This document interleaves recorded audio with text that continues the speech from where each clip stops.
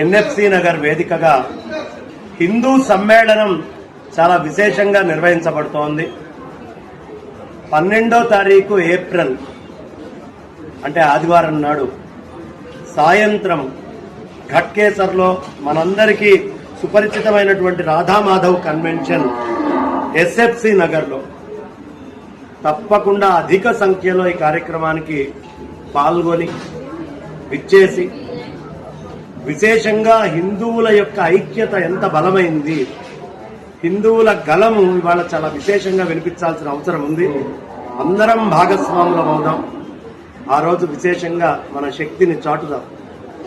ఒకవేళ ఆ రోజు చాటలేదు, బంగ్లాదేశ్ పరిస్థితుల్ని చాటని వాళ్ళందరూ ఆహ్వానిస్తూ ఉన్నట్టు ఓ కాశ్మీర్ పరిస్థితిని మళ్లీ పునః ఆహ్వానిస్తున్న వాళ్ళం అవుతాం. ఆ తప్పు మనం చెయ్యొద్దు.